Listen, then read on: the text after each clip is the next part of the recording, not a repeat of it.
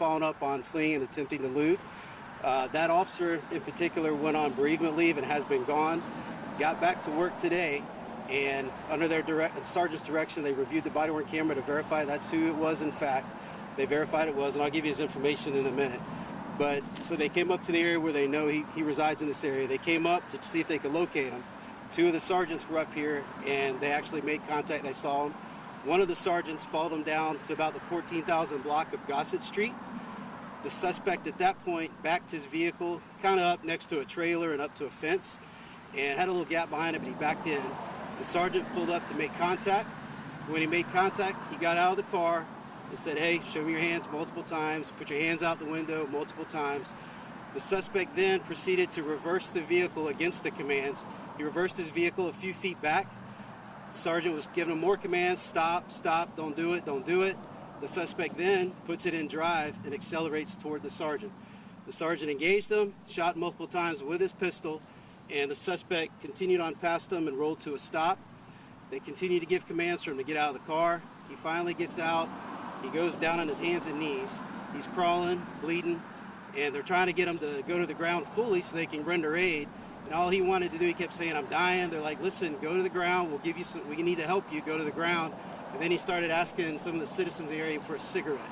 So finally, he decided to comply. He laid over on his right side. They were able to get him rescue. Rescue got him to a local hospital, where at last I heard he is in stable condition at this time. So when you're ready, I'll give you the information on the officer and the suspect. So the suspect, his name is Michael Youmans, and I'll spell last name. It's Youmans. Date of birth 7/9/95, so he's 29 years old. He has a 13-page criminal history. Like I said, they're very familiar with him. Everything from theft, multiple arrests and contacts for drugs and paraphernalia, resisting without violence, resisting with violence, fleeing and eluding back in 2022 that he was guilty of, trespassing a conveyance, trespassing a constructor, burglary. Like I said, 13 pages. The sergeant involved is a task force sergeant. His name is Ben McEwen. Last name is spelled McEwan. He's been with the department for 11 years. This is his first officer-involved shooting.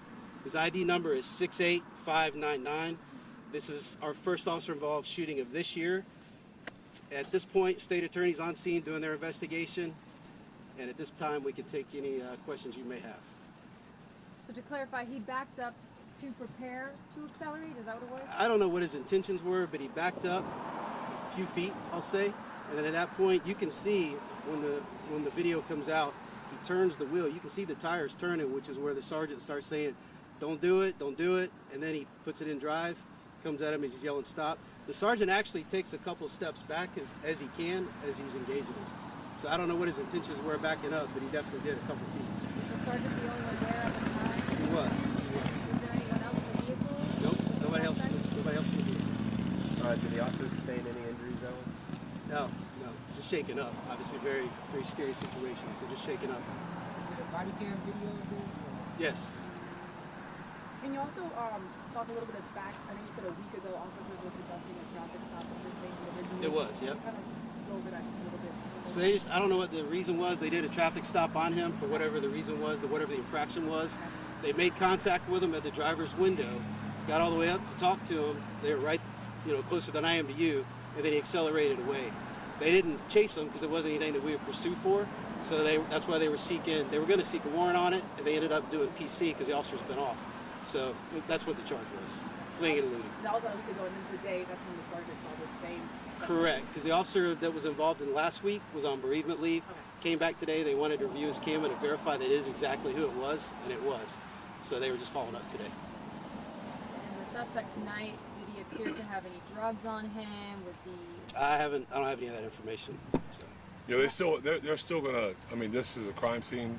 Part of it took place inside the car, so they have to process all that. We don't just go in and start grabbing stuff and looking around. So, haven't been able to determine that yet.